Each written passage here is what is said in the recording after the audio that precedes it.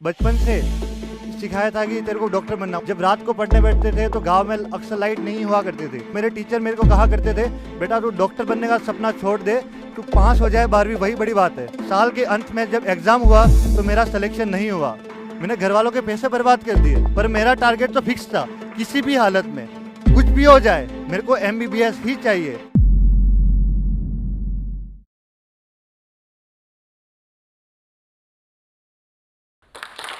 Thank you so much. Thank you. नमस्कार दोस्तों, मेरा नाम डॉक्टर हेमेंद्र पाटीदार है और मैंने AIPMT 2015 में all India rank 569, Rajasthan rank 52, JIPMER, BHU, AIIMS सभी MBBS एंट्रेंस एग्जाम क्लियर किए हैं। मेरी कहानी की शुरुआत होती है राजस्थान के सबसे पिछड़े इलाके डूंगरपुर के एक छोटे से गांव से। जिस गांव में ना ढंग से बिजली आती है न सड़क है, उस गांव से मेरी शुरुआत होती है। मेरे पापा एक आयुर्वेदिक कंपाउंडर हैं एक छोटे से हॉस्पिटल में।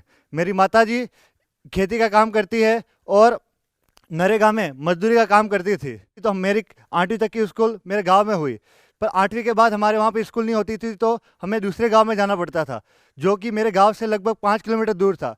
तो वहाँ जाने और आने के लिए हमारे पास कोई साधन नहीं होते थे।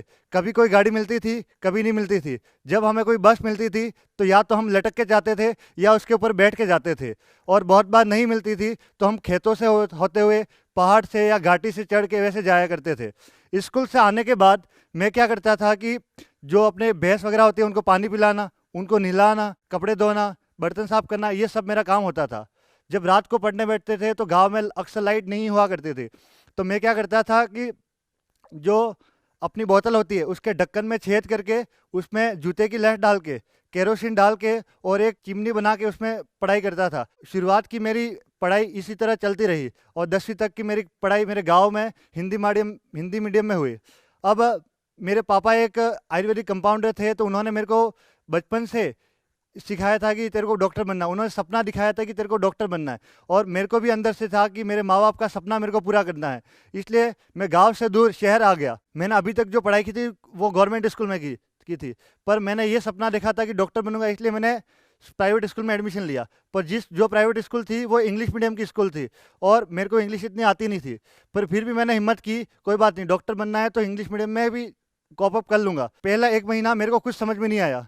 मेरे को इंग्लिश पढ़ने तक भी नहीं आती थी, 11th क्लास में भी बिल्कुल भी पढ़ने नहीं आती थी। टीचर बोलते थे ये क्वेश्चन से बेटा लिख लो, मैं समझ में नहीं आता ये क्या कह रहे हैं। मैंने तो आज तक आयत वर्ग यही पढ़ा था, ये क्या बोल रहे कुछ पता नहीं चल रहा था। जब पहली बार पहला एग्जाम हुआ मेरे इंग्लिश मीडियम में, तो मेरे 90 में से 9 नंबर आए। जो बच्चा अपनी 10वीं क्लास तक क्लास में टॉप करता था वो पीछे से टॉप करने लगा था। मेरे को कुछ समझ में नहीं आ रहा था क्या हो रहा है मेरे साथ। मैंने घर वालों को बताने की कोशिश भी की, पर किस मुंह से बताऊं। वो मेरे लिए इतना पैसा इकट्ठा कर रहे हैं, मेहनत कर रहे हैं, और मैं इनको ये बताऊं कि भाई मेरे को समझ में नहीं आ रहा, मैं आपका सपना पूरा नहीं कर सकता। मैंने सोचा कि मैं उनको ये नहीं बताऊंगा। जब मेरे डाउन होने लगा, क्लास में सबसे पीछे आने लगा, तो मेरे टीचर मेरे को कहा करते थे, बेटा तू डॉक्टर बनने का सपना छोड़ दे, तू पास हो जाए 12वीं वही बड़ी बात है। मेरे वार्डन कहते थे तो डॉक्टर तो बहुत दूर की बात है, पशु कंपाउंडर बन जाए वही बहुत बड़ी बात है। पर मैंने सोच लिया था कि मेरे को किसी भी हालत में मेरे डॉक्टर बनना है। मैंने सोचा कि मैं रात को और ज़्यादा समय दे के पढ़ाई करूँगा, क्योंकि मैं हॉस्टल में रहता था। तो वहाँ पर क्या होता था कि रूम में बहुत सारे और लोग भी रहते थे। तो मैंने उनको बोला कि मैं रात को थोड़ा ज़्यादा पढ़ूंगा, कमज़ोर स्टूडेंट हूँ तो मेरे को पढ़ने की ज़रूरत है, तो मेरे को थोड़ा पढ़ने देना। उन्होंने साफ मना कर दिया कि लाइट जब हम सोएंगे तो बंद करके सोएंगे। मैंने उनके रिक्वेस्ट की, भाई प्लीज़ मेरे को थोड़ा पढ़ने देना, क्योंकि मैं हिंदी मीडियम से आया हूँ और इंग्लिश मीडियम में इतना समझ में नहीं आता। उन्होंने साफ किया, तेरी औकात है ना तो ये लाइट चालू करके बता देना, जब हम सोएंगे तो लाइट बंद करके ही सोएंगे। फिर भी मेरे को मेरा लक्ष्य पता था, मेरे को किसी भी हालत में मेरे को डॉक्टर बनना था। मैं बाथरूम में जाके पढ़ाई करता था, बाथरूम में बहुत बार रोया भी कि मेरे साथ ऐसा क्यों हो रहा है, क्या मैंने कुछ पाप किया है। पर फिर भी मेरे को डॉक्टर बनना था। मैंने सबको साइड में रखा और सोचा कि किसी भी हालत में यहाँ से डॉक्टर बन के ही निकलूंगा। जैसे तैसे करके 11th पास की, 12th पास की। जब 12वीं मैंने पास कर ली तो मैंने कोटा जाने का डिसीजन लिया। कोटा जाने के लिए मैंने घर वालों को बोल दिया कि आप थोड़े पैसे इकट्ठे कर लेना, मेरे को कोटा जाना है। कोटा गया तो मेरे सामने एक बड़ी प्रॉब्लम ये आई कि हिंदी मीडियम में तैयारी करूँ या इंग्लिश मीडियम में तैयारी करूँ, क्योंकि अब हालत ये हो चुकी थी, न तो हिंदी समझ में आती थी न इंग्लिश समझ में आती थी। वो कहते हैं ना, धोबी का कुत्ता न घर का न घाट का, वही धोबी का कुत्ता मैं बन गया था वहाँ पर मैंने सोच लिया था लाइफ में एक बार आगे बढ़ गए तो पीछे मुड़ के नहीं देखना, चाहे कुछ भी हो जाए। तो मैंने भी सोच लिया था एक बार इंग्लिश मीडियम ले लिया है तो इंग्लिश मीडियम में ही आगे बढ़ेंगे। तो पूरे साल मैंने कोटा जाके पूरी मेहनत की। दिवाली, होली, रक्षाबंधन, गांव में बहुत सारी शादियां हुई, रिश्तेदार की बहुत सारी शादियां हुई, घर में खून फंक्शन थे। मेरे मेरे रियल सिस्टर की गोद भराई का काम था, कार्यक्रम था, मैं उसमें भी नहीं गया क्योंकि मेरे को 24 आवर मेरा लक्ष्य दिखता था। मैंने सब कुछ छोड़ दिया, दोस्त, रिश्तेदार, घर परिवार, सब कुछ। बस पूरे टाइम एक ही काम करता था और मेरा एक ही टारगेट था कि मेरे को किसी भी हालत में डॉक्टर बनना है। साल के अंत में जब एग्ज़ाम हुआ तो मेरा सिलेक्शन नहीं हुआ। घर वाले नाराज़ हो गए, उनको मतलब एक तरह से दुखी हो गए कि ये क्या हो गया, बच्चे ने पूरी मेहनत की है, पूरे साल पर घर नहीं आए, होली दिवाली कुछ भी नहीं बनाई इसने, फिर भी सिलेक्शन नहीं हुआ। फिर मैंने उनको समझाया, कोई बात नहीं, सिलेक्शन नहीं हुआ पर मैं अगली बार फिर सिलेक्शन ले लूँगा, एक बार मेरे को वापस कोटा भेज दो। घर वाले मान गए और मेरे को वापस कोटा भेज दिया। इस साल फिर मैंने पूरी मेहनत की। रास्ते में आते जाते भी साथ में डायरी रखता था कि आते जाते भी एक दो क्वेश्चन पढ़ लूँ, कुछ एग्जाम्पल याद कर लूँ, जैसे कि वही इस बार वही वापस, होली दिवाली कुछ नहीं, दुनिया से कनेक्शन नहीं। इस बार मेरा सिलेक्शन हो गया, मैं खुश, घर वाले खुश, सब आपस में ऐसा लग रहा है पूरी लाइफ सेट है। घर से कोटा से पूरा सामान लेके घर पे आ गया। जब काउंसलिंग हुई तो मैंने काउंसलिंग का अप्लाई कर दिया और ये लगभग तय हो चुका था कि मेरे को one of the best medical college मिल जाएगी। तो जैसे ही काउंसलिंग का रिजल्ट आने वाला था, उससे पहले ये न्यूज़ आती है कि आपका जो मेडिकल एंट्रेंस एग्ज़ाम हुआ था वो कैंसिल हो जाता है। एक शौक सा लगा, ये क्या हो गया। जिस एग्ज़ाम के लिए, जिस मेडिकल सीट के लिए मैंने इतनी प्रिपरेशन की थी, घर परिवार दोस्त सब कुछ छोड़ दिया, दिवाली होली बनाना छोड़ दिया, रक्षाबंधन बनाना छोड़ दिया, वो एग्ज़ाम कैंसिल हो गया। एग्ज़ाम कैंसिल होने का मतलब ये था कि मेरी 2 साल की पूरी मेहनत बर्बाद होगी। मैंने घर वालों के पैसे बर्बाद कर दिए। मेरे को अपने आप में एक पता नहीं अंदर से क्या हो रहा था, गिल्टी फील हो रही थी, ये क्या हो रहा है। पर एक दूसरा मेरा मन का कोना कह रहा था इसमें तेरी क्या गलती, एग्ज़ाम कैंसिल होगी। 1 महीने बाद वापस एग्ज़ाम हुआ तो मेरा सिलेक्शन नहीं हुआ। मेरा एमबीबीएस के लिए मेरे को एमबीबीएस की सीट नहीं मिल रही थी और बीडीएस की सीट मिल रही थी, पर मेरा टारगेट तो फिक्स था, किसी भी हालत में कुछ भी हो जाए मेरे को एमबीबीएस ही चाहिए, एमबीबीएस की ही सीट चाहिए। अब मैंने 2 साल बर्बाद कर चुके थे, मैंने घर वालों के पैसा बर्बाद कर चुका था। अब घर वालों को किस मुंह के साथ कहूँ कि मेरे को फिर से तैयारी करनी है। घर वाले भी थोड़ा दुखी थे, उनको लग रहा था कि आगे बेटा क्या करेगा, 2 साल बर्बाद कर लिए। उसके साथ वाले पता नहीं कहाँ पहुँच गए होंगे, कोई नौकरी कर रहा होगा, किसी की बीएससी कंप्लीट होने आ गई होगी। उन्होंने बोला बेटा तू टेंशन मत ले, तेरे को एमबीबीएस करनी है तो हम तेरे को एमबीबीएस करवा देंगे, अपने खेत बेच देंगे, अपने लोन ले लेंगे, किसी से उधार ले लेंगे, पर तेरे को एमबीबीएस करने प्राइवेट में एमबीबीएस करवा देंगे। मैंने भी उनको कह दिया करूँगा तो मैं एमबीबीएस ही, पर अपने दम पर। और वही मेहनत करने लगा, पूरे रात भर पढ़ना, पूरे दिन, पूरे 24 आवर ऐसा था कि दिमाग में टारगेट फिक्स था।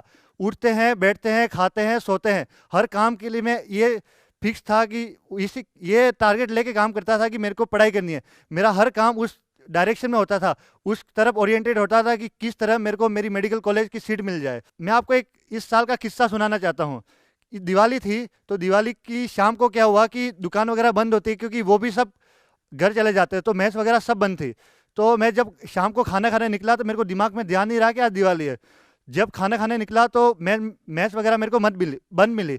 मैं फिर दुकान पे गया, 4-5 दुकानें घुमा, मेरे को बंद मिली, पर एक दुकान खुली थी। मैंने उनसे बोला भैया बिस्किट दे दो। फिर मैं घर पे आ गया वापस, और वो जो बिस्किट लाया था उसको पानी के ग्लास में डुबो के वो खाने लगा। घर से फ़ोन आया कि बेटा आज दिवाली थी, कुछ अच्छा खाया कि नहीं खाया, कुछ मिठाई वगैरह खाई कि नहीं खाई। मैंने बोल दिया हाँ आज तो मैंने मिठाई खाई और खीर खाई, पूरी खाई, क्योंकि मैं उनको ये नहीं बता सकता कि मैंने आज बिस्किट खाए, बिस्किट को पानी में डुबो के खाए, क्योंकि ये मेरा टारगेट था और मैं नहीं चाहता था कि वो दुखी हो जाए। और मेरे को किसी भी हालत में मेरे टारगेट पे पहुंचना था, चाहे कुछ भी होए, कितनी भी मुश्किल आए, मेरे को किसी भी हालत में मेरे टारगेट पे पहुंचना है। साल के अंत में फिर एग्ज़ाम हुआ, इस बार मेरा सिलेक्शन हो गया। फिर खुशी से घर पे आ गया और पूरा सामान लेके घर पे आ गया। घर पे सब खुश, सब पूरा सेट था, ऐसा लग रहा था कि लाइफ सेट है। अब कोई बात नहीं, 3 साल बर्बाद हुए, पर उस साल में कहीं ना कहीं एंड रिजल्ट मिल गया। इस बार वो फाइनल रिजल्ट आने वाला था, उससे पहले एग्ज़ाम एक कोर्ट का आदेश आता है कि आपका एग्ज़ाम कैंसिल हो गया है। एक बार फिर से शौक सा लगा, क्या हो रहा है ये, क्या हो गया। घर वाले तो एक तरह से पता नहीं शौक में चले गए, वो बोलने की हिम्मत नहीं कर रहे थे। जब टीवी में ये सुना कि आपका एग्ज़ाम कैंसिल हो गया है, तो घर वालों के, जब हम बैठे थे तो किसी के मुंह से आवाज़ नहीं निकल रही थी। हर कोई अंदर से रोना चाहता था पर रो नहीं सकते थे, क्योंकि उनके सामने मैं बैठा था। वो चाहते थे कि कहीं मेरा मनोबल न गिर जाए। उन्होंने मेरे को आके बोला, बेटा कोई बात नहीं, तू टेंशन मत ले, अपन बीएससी कर लेंगे, कुछ और कर लेंगे। मैंने बोला करूँगा तो मैं एमबीबीएस ही। मेरे पापा रोना चाहते थे पर रो नहीं पाते थे। वो खाना खाते खाते उनके आंसू आ रहे थे। उन्होंने मेरी तरफ पीठ कर ली कि मेरे को ना दिखे, पर मेरे को सब ये पता था। मैंने उनको एक बात बोल दी कि क्या हार में क्या जीत में किंचित नहीं भयभीत में, संघर्ष पथ पर जो मिला ये भी सही वो भी सही। ये कह के मैं उसी दिन घर से वापस निकल गया कोटा की ओर। और 1 महीने बाद वापस एग्जाम था और मैंने एग्जाम दिया। और इस एग्जाम में मैंने ऑल इंडिया रैंक 569, राजस्थान में 52 रैंक, बीएचयू, एम्स, जिपमर सब एग्जाम क्वालिफाई किए। Thank you. तो मेरा ये मानना है कि आपकी लाइफ में मुसीबत आएगी, आप कंट्रोल नहीं कर सकते। प्रॉब्लम्स आपको स्ट्रांग बनाने आती है, आपको रोकने नहीं आती है। तो आप अपने लक्ष्य पे बने रहिए, कितनी भी मुश्किल आए अपने लक्ष्य पे बने रहिए। आप जीते जाओगे, एक ना एक दिन जीत जाओगे। लाइफ में आपको लोग जज करेंगे आपकी प्रेजेंट सिचुएशन के बेसिस पर आप उस पर माइंड मत करिए। आप अपने आप पे विश्वास रखिए। आपको आपसे बेहतर कोई नहीं जानता। आप अपने आप पे विश्वास रखिए। आपका जो अपना टारगेट है उस पर ध्यान दीजिए। आप अपने लक्ष्य पे बिल्कुल एक ना एक दिन बिल्कुल पहुंचेंगे। इस वीडियो के बारे में अपनी राय नीचे कमेंट सेक्शन में हमें बताएं और अपने दोस्तों के साथ ये वीडियो शेयर करना ना भूलें।